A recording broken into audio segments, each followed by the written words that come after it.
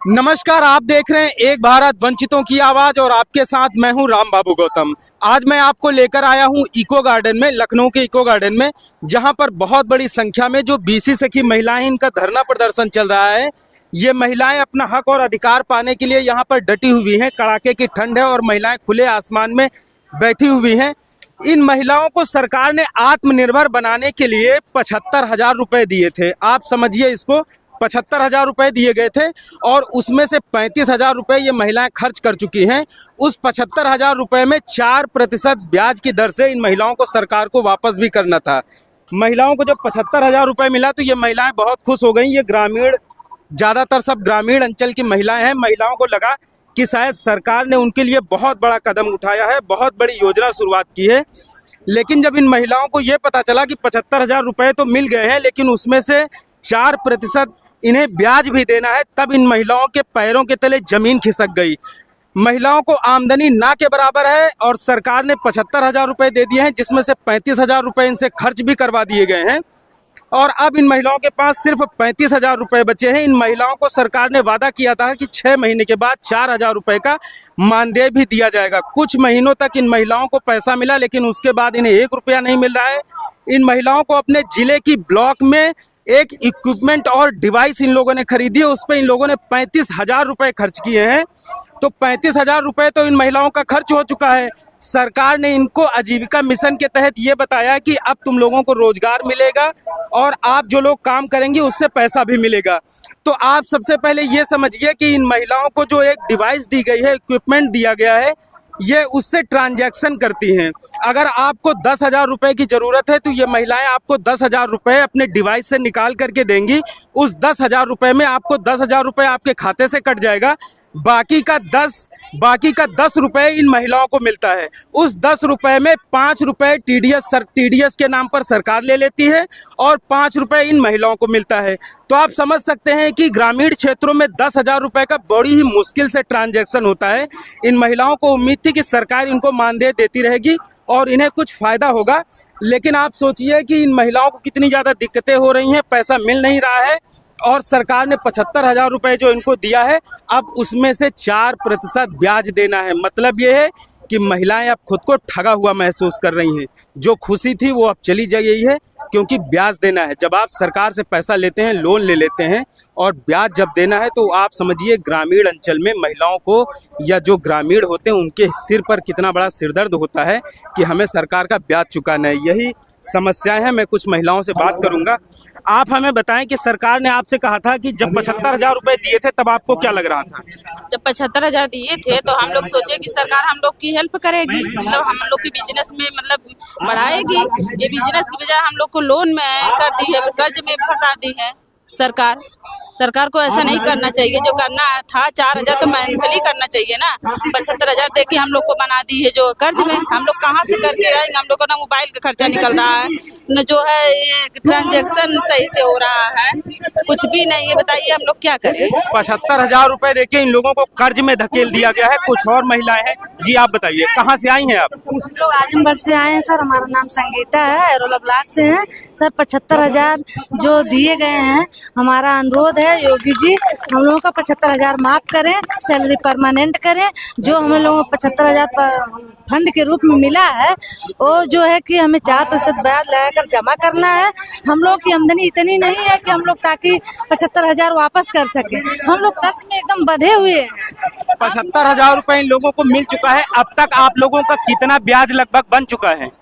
अभी देखिए भैया, हम लोग जो मतलब मिला है उसमें से 4% ब्याज कह रहे हैं कि लगा कर हमको वापस कर। बताइए हम लोग जब पूरा ट्रांजैक्शन नहीं कर पा रहे उसमें से क्या मिले तो क्या देंगे? अब वही बता रहे, बताइए कितनी बड़ी हम लोग के पास समस्या है। अब हम लोग का वही 75,000 माफ कर दे और कुछ हम लोग की सैलरी रख दे परमानेंट। हम लोग यही बस न्याय कर दे। ये इन महिलाओं का जोश और उत्साह बना हुआ है। महिलाएं सरकार से मांग कर रही कि इनका जो 75,000 रुपए दिया गया था वो माफ कर दिया जाए और इनको मानदेय भी दिया जाए। आप बताइए। हाँ क्या बताए, क्या देख रहे हैं कि डिवाइस दिए हैं जो 35,000 की डिवाइस है और ये 10,000 की दोनों मिला के है, ये 25,000 की है। इस सब में से हमारा होने वाला क्या है? देखिए ये भी खराब है, चले ही नहीं। ये भी जवाब, ये भी खराब है, इसका भी कोई काम नहीं है।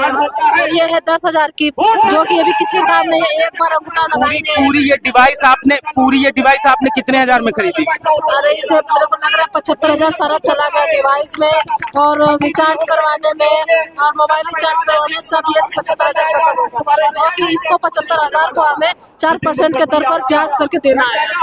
देखिए, मैं अपने दर्शकों को ये बताना चाहूंगा कि ये देखिए मेरे पास डिवाइस है, इसी के माध्यम से ये महिलाएं जो है वो गांव में ट्रांजैक्शन करती हैं। एक ये डिवाइस है और ये देखिए एक फिंगरप्रिंट के लिए एक ये डिवाइस है और एक ये डिवाइस है।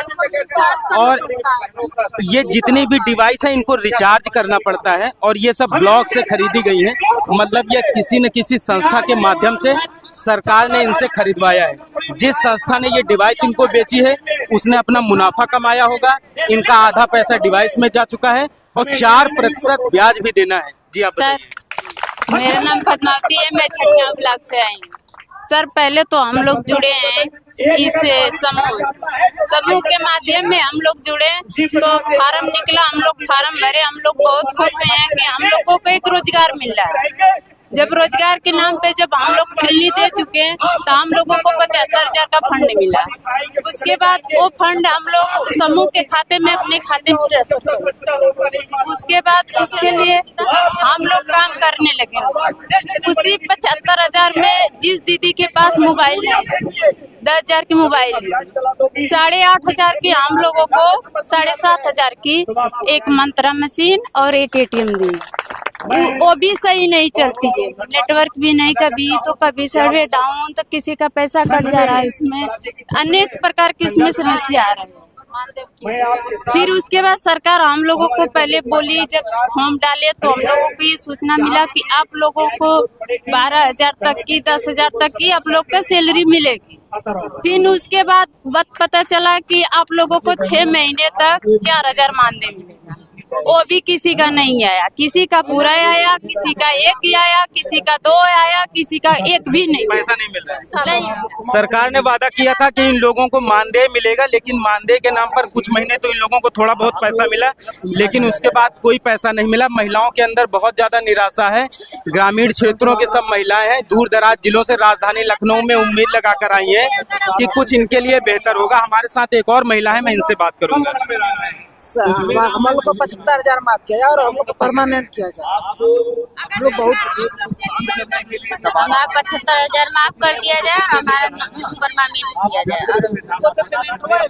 सबकी यही मांग है कि 75,000 रुपए सरकार इनका पैसा माफ करे और इनको परमानेंट किया जाए। हाँ, हमको परमानेंट किया जाए, हमारा 75,000 माफ किया जाए और हमको जो भी अधिकार हमारा दिया जाए, हमारा अधिकार हमको दिया जाए। हमारा शोषण हुआ, हमको बकाया गया है कि हम लोग आप लोगों को देंगे, पैसा देंगे तो थोड़ा करने के लिए, रोजगार करने के लिए, लेकिन उस पे नाम, उसके पैसे के नाम पे दे करके सरकार ने हमको छला है, हमको धोखे में रखा है। हाँ सर, 75,000 हम लोगों का माफ किया जाए, सैलरी परमानेंट किया जाए और जो 4,000 कहा गया था वो भी नहीं सर। बहुत बहनों का आया है, बहुत बहनों का नहीं आया है सर। वो भी 6 महीने तक देने के लिए कहा गया था, 1 महीने भी नहीं आया सर, वो भी आया जाए। सर, हम लोगों का जो परमानेंट पैसा है वो परमानेंट बिक जाए। देखिए, सभी महिलाओं की मांग है कि सरकार ने इनको जो 75,000 रुपए पैसा दिया था वो पैसा माफ किया जाए और इनका आधा पैसा डिवाइस में खर्च करा दिया गया है। मानदेय भी इनको कहा गया था, मानदेय 1-2 बार मिला है, लेकिन उसके बाद इन लोगों को पैसा भी नहीं मिला है। तो मेरी सरकार से गुजारिश है कि इन महिलाओं की बात सुनी जानी चाहिए। ये महिलाएं दूर दराज जिलों से आई हैं, राजधानी लखनऊ में बड़ी उम्मीद लेकर आई हैं कि मुख्यमंत्री इनकी बात सुनेंगे। सरकार को इन महिलाओं की आवाज सुननी चाहिए, इन महिलाओं का दर्द और इनकी पीड़ा सुननी चाहिए। इन महिलाओं से जो पैसा लिया गया था वो आधी धनराशि डिवाइस खरीदने में खर्च हो चुकी है। सरकार को चाहिए, अगर सरकार ने जो आजीविका मिशन चलाया था उस मिशन को अगर सफल बनाना है, कामयाब बनाना है, तो इन महिलाओं की बात सुनकर इन्हें इनका हक जरूर देना चाहिए। मित्रों, आपसे गुजारिश है कि आप एक भारत वंचितों की आवाज को ज्यादा से ज्यादा लोगों तक पहुंचाते रहें, जिससे वंचित समाज